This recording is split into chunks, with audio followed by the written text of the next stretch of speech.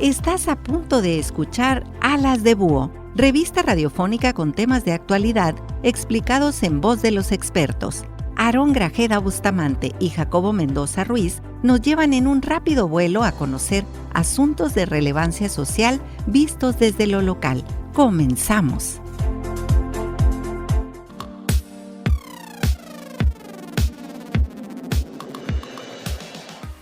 Bienvenidos a su programa Alas de Búho, revista radiofónica sobre temas de actualidad en voz de los expertos y los protagonistas. Les habla su servidor y amigo Jacobo Mendoza.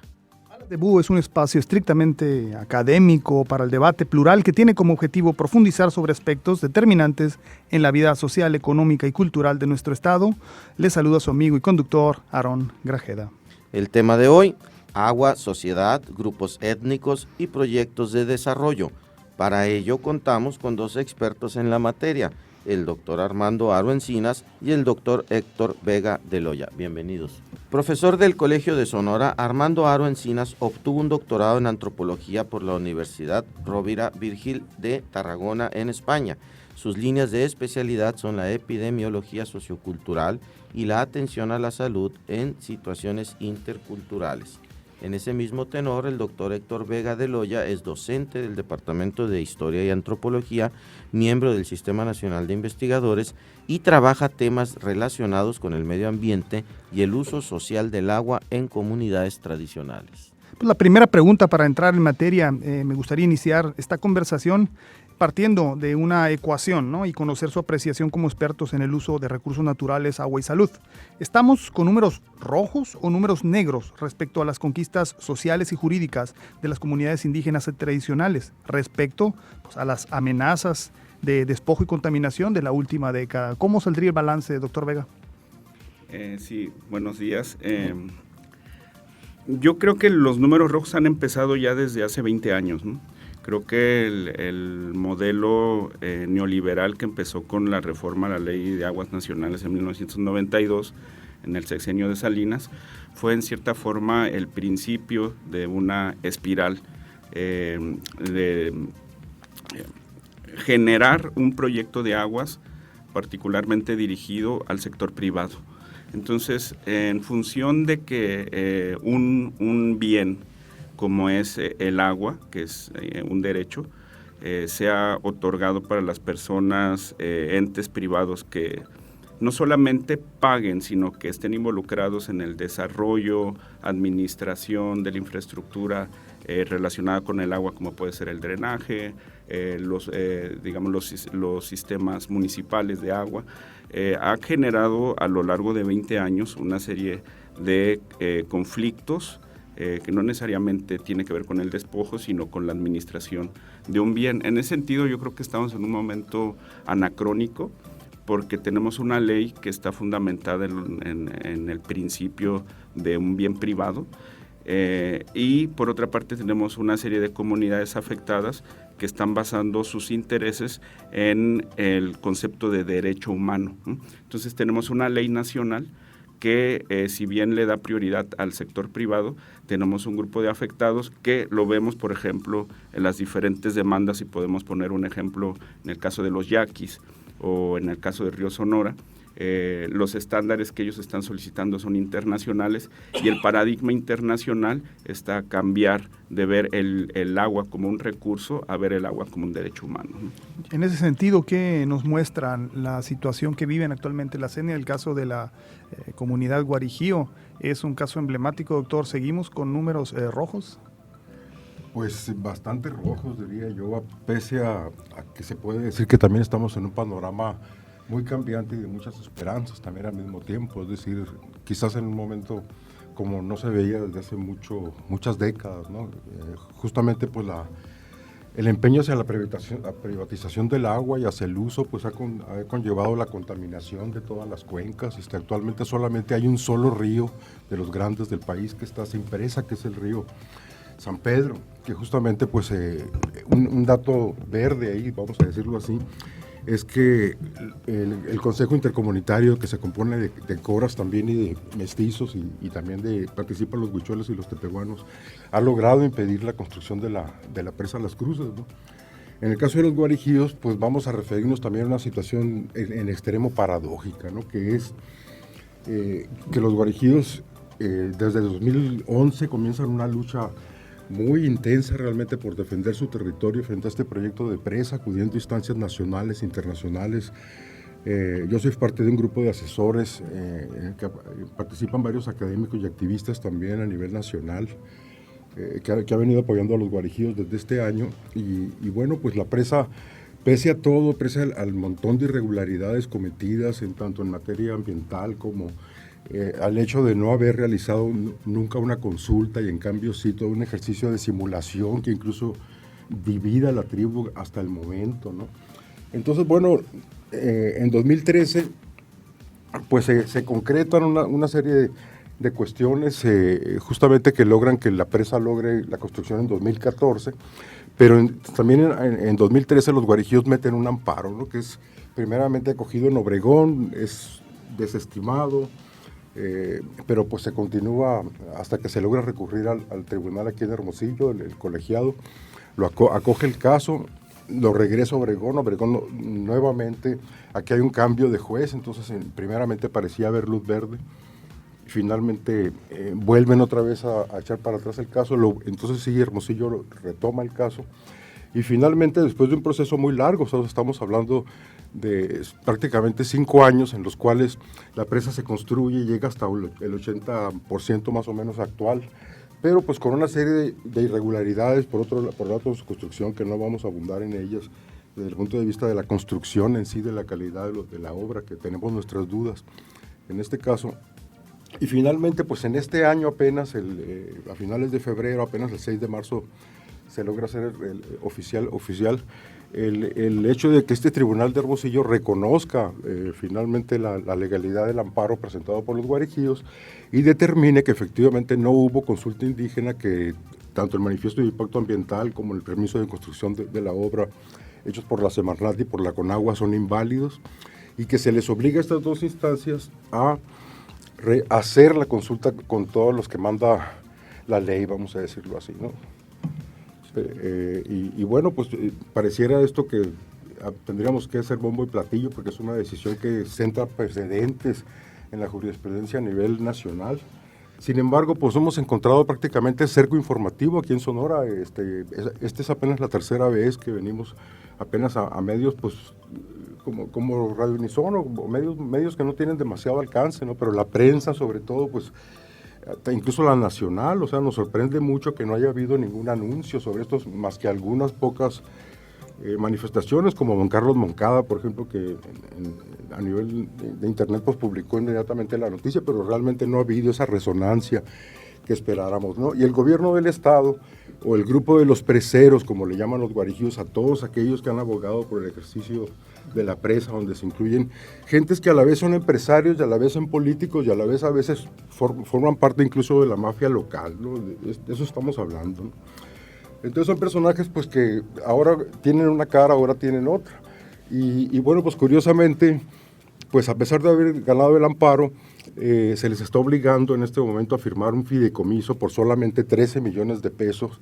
Aclaro, por ejemplo, que a la empresa que realizó la supuesta supervisión de la calidad de la obra se le pagaron 11 millones, por ejemplo, para tener una idea nada más de la magnitud, ¿no? Que por ejemplo los Rarámuri, que acaban de ganar un amparo apenas muy recientemente por solamente el paso de 4 kilómetros de un gasoducto, hayan recibido 120 millones de pesos, por ejemplo. Entonces, eso es para tener una idea de la magnitud, ¿no? Pero además, este fideicomiso se pretende entregar no entre los afectados, sino entre, además, 3 grupos más que no son directamente afectados por la obra de la presa, pero simplemente se prestaron a entregar sus firmas, no las asambleas, sino solamente los representantes. Esto ha sido el principal punto, ¿no? Que no ha habido una autorización de las asambleas.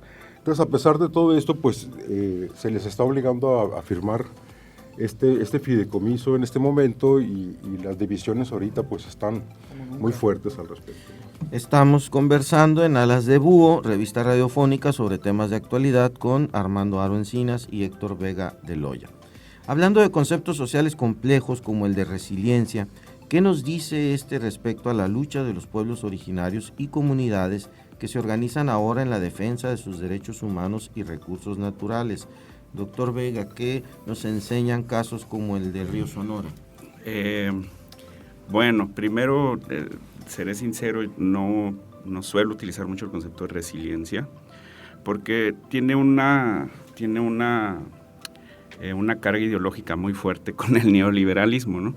Mientras que, digamos, los postulados ideológicos del Estado benefactor le otorgaban al individuo una certeza o una serie de seguridades, el concepto de resiliencia se ha convertido casi en el concepto clave para los neoliberales, que le están pidiendo al sujeto que se adapte, y con eso le están pidiendo que renuncie a ser un sujeto político, es decir, que sea un sujeto que transforme las condiciones del Estado y que por lo tanto se adapte a las ocurrencias de las consecuentes clases políticas, ¿no? Entonces, si le incorporamos quizá un elemento crítico en este sentido, que existe un grado de resiliencia política en el caso del río Sonora, creo que es un ejemplo, ¿no?, de más que adaptación, quizá la incorporación de un nuevo marco legal, que sería el marco de los derechos humanos, que es muy interesante ver cómo el concepto de derechos humanos no existía en el río Sonora antes del 2014, era visto como la oficina que está en la esquina de Luis Encinas y Solidaridad, pero no era visto como un concepto axiológico, es decir, algo que las personas pudieran aplicar para la defensa de sus diferentes derechos, ¿no?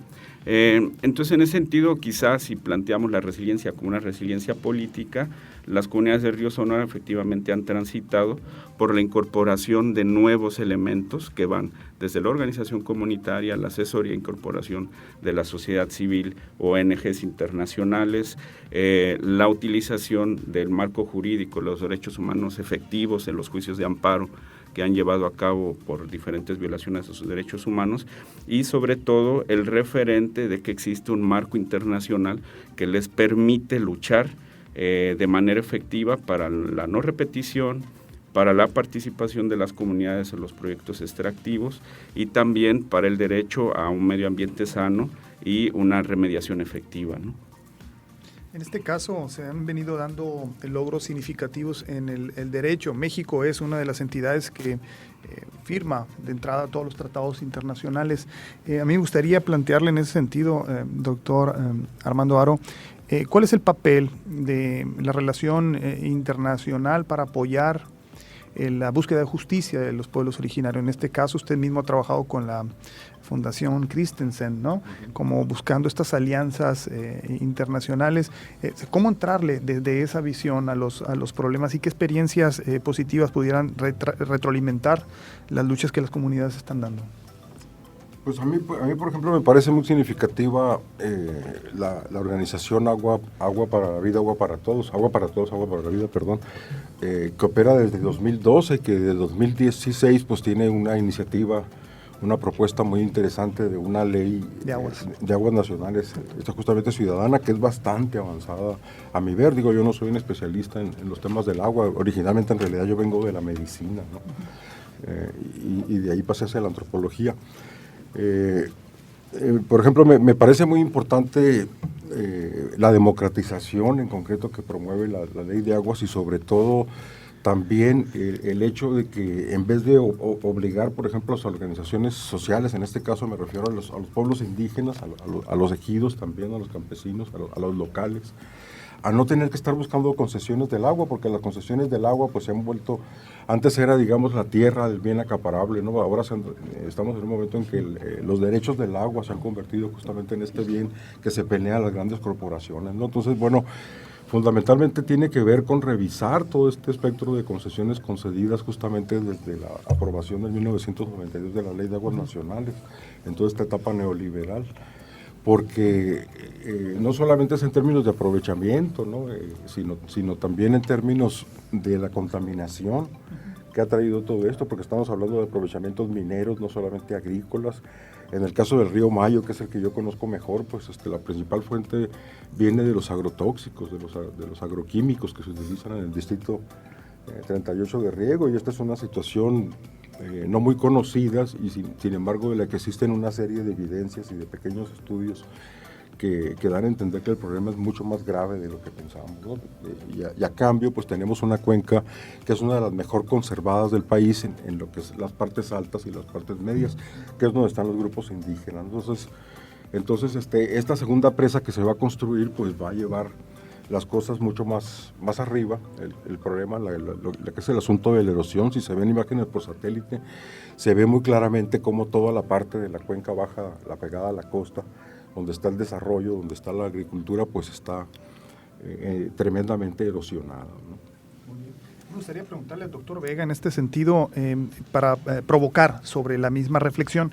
Seguimos viendo los problemas ambientales que tenemos en Sonora desde un nacionalismo ambientalista, o tendríamos que pensar en cuencas transnacionales como fenómenos o como fenómenos que son en muchos sentidos globales, como lo es el mismo capital, o en qué sentido buscar la convergencia local, global. O sea, ¿cómo ver el problema de esta nueva etapa, ¿no?, de la lucha ambiental en Sonora?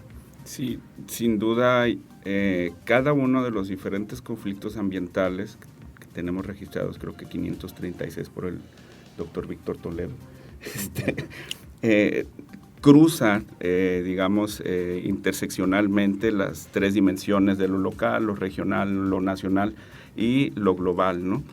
En el caso del río Sonora, bueno, hay una problemática global que tiene que ver con el mercado del cobre a nivel mundial, y que tenemos en la empresa la tercera mina más grande del mundo a nivel global. Entonces los intereses de producción no son nacionales, incluso la empresa no es nacional.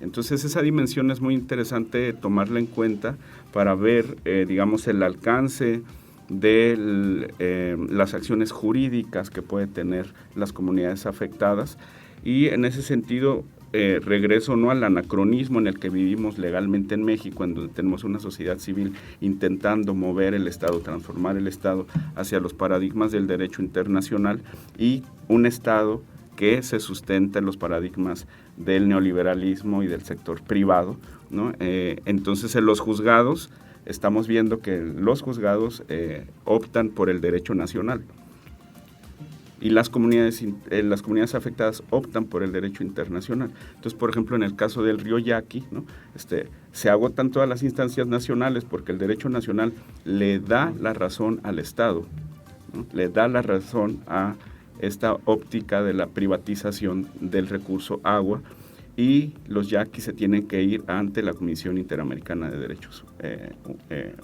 Humanos, ¿no?, para hablar acerca de los derechos culturales y de los derechos de acceso al agua, ¿no? Entonces este anacronismo es real, este anacronismo opera y es el centro de todas las discusiones de la conflictividad ambiental en México, ¿no? Me gustaría preguntarle por último, ya se nos va agotando el tiempo, preguntarle al doctor Armando Haro ¿qué líneas nos gustaría para quienes estamos interesados en buscar un esquema de justicia ambiental. El centro sigue siendo el agua, evidentemente, pero ¿qué aspectos tenemos como reto en el Estado, como sociedad o incluso con el Congreso sacar adelante? Hay que entrarle a la discusión de una ley de aguas más justa, o cómo poder participar. Hay foros ya nacionales para el cambio de legislación.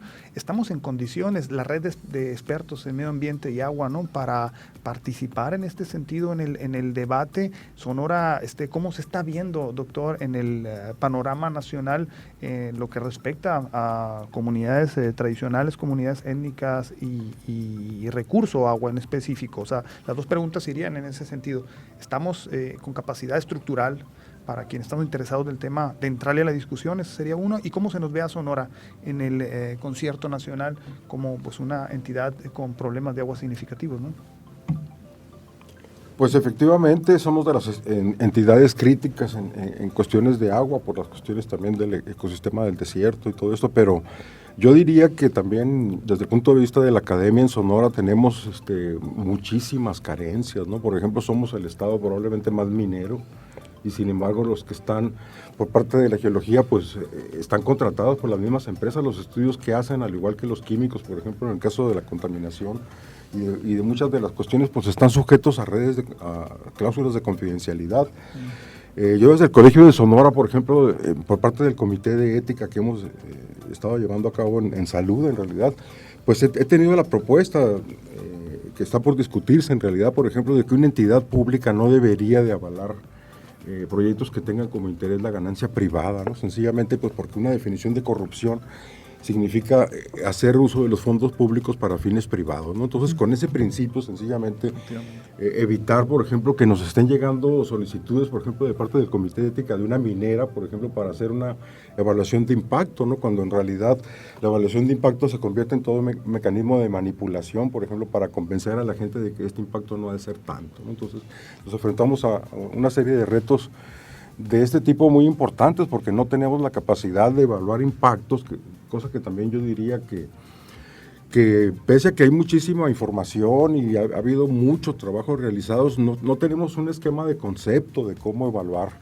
A mí me parece, por ejemplo, que la propuesta de Agua para Todos de establecer un principio que se llama aprovechamiento sustentable del recurso y no solamente, por ejemplo, pelear el derecho humano al agua de tantos, por ejemplo, mililitros al día, ¿no?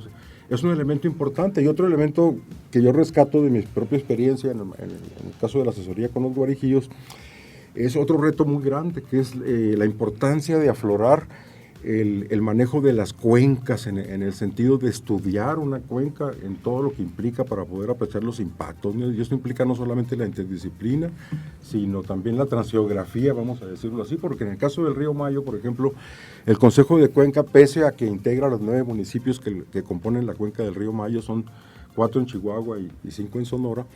Los de Chihuahua nunca vienen a las juntas y por otra parte pues es un consejo que por ejemplo nunca discutió a fondo el asunto de la presa Pilares y que solamente se dedica fundamentalmente pues a aprobar lo que lleva la Conagua, ¿no? Entonces la crítica a la Conagua pues sería otro elemento muy importante, ¿no? Porque justamente esta ley también implicaría desaparecer a la propia Conagua como instancia. Pero esta ley también, ¿no?, para adentrarnos en este punto, el doctor plantea, ¿no?, consejos de pueblos para la administración Exacto. del agua, y esto involucra lógicamente el involucramiento de las comunidades, ¿no? El doctor Vega también ha trabajado y qué retos le representan a la administración de los comités de cuenca, a los comités ejidales. Necesitamos madurar en la cultura política para la administración de este ejercicio, porque pareciera ser en el papel, ¿no?, académicamente podemos verlo desde el gabinete muy, muy bien armada esta iniciativa, pero tratando de ponerle a este gigante, ¿no?, pies de plomo. ¿Cuáles son los retos que en campo tendríamos para una ley de aguas que fuera administrada por las propias comunidades? Yo creo que el objetivo sería democratizarla realmente, ¿no?, de una democracia participativa, porque en la actualidad pues impera la lógica del que paga manda, ¿no? Entonces, si tú ves los consejos de cuenca, ¿no?, pues están coordinados por los sectores estratégicos, económicos de cada uno de los estados, ¿no? Quizá no sería correctamente político decirlo, pero pues en el estado de Sonora el sector minero y el agroindustrial y el maquilador pues son los que operan políticamente para definir quiénes son los presidentes y dirigentes de los consejos de cuenca, ¿no? Entonces, ¿dónde están los ejidatarios? ¿Dónde están las comunidades indígenas? ¿Dónde están las redes de ciudadanos, ¿no?, de las ciudades que también, digamos, tienen derecho a participar y a decir cómo administrar el recurso?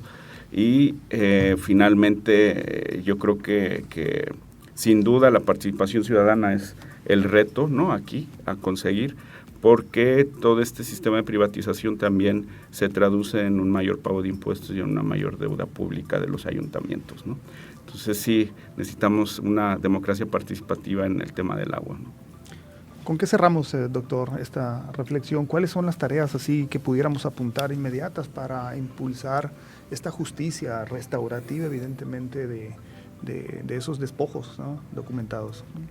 Pues yo supongo que de parte de la academia nos toca hacer difusión, hacer conocimiento de lo que hemos averiguado, y como ciudadanos nos toca pues luchar desde las diferentes atalayas que tenemos los ciudadanos justamente pues para impulsar, ¿no? Yo creo también que es una contradicción, por ejemplo, pensar que la ley ciudadana de agua se pudiera ser compatible con un esquema capitalista, al menos del tipo neoliberal y extractivista fundamentalmente, ¿no? Porque también eso sería muy importante, ¿no? A los países latinoamericanos se nos está dejando en un papel de solamente aportadores de materias primas, ¿no? Y bueno, yo no sería tampoco, por ejemplo, de la idea, por ejemplo, de no se permita ningún tipo de minería, no se permita ningún tipo de presa, no se permita ningún tipo de carretera. No, esa no sería la opción. La opción sería tener un principio como es el aprovechamiento sustentable, y por otra parte también el principio de justicia social implicaría que los locales, y no estoy hablando únicamente de los indígenas, la ONU ya empezó a hablar de derechos campesinos y me parece muy importante porque también cuando uno se queda únicamente con lo indígena, pues no deja también de acotar la realidad de un cierto modo excluyendo a otras personas, ¿no? Y por ejemplo, hasta ahorita se habla únicamente de consultar a los indígenas y sin embargo yo creo que también los locales de una cuenca merecen ser considerados. Bien, quedan en la mesa de análisis los temas derechos de agua, tierra y cultura en un entorno sustentable. Gracias a la participación de nuestros expertos, doctor Armando Haro y doctor Héctor Vega. Invitamos a escuchar el programa en Radio Universidad de Sonora en el 107.5 de su FM o seguirnos en internet en radio.unison.mx. Hasta la próxima, muchas gracias.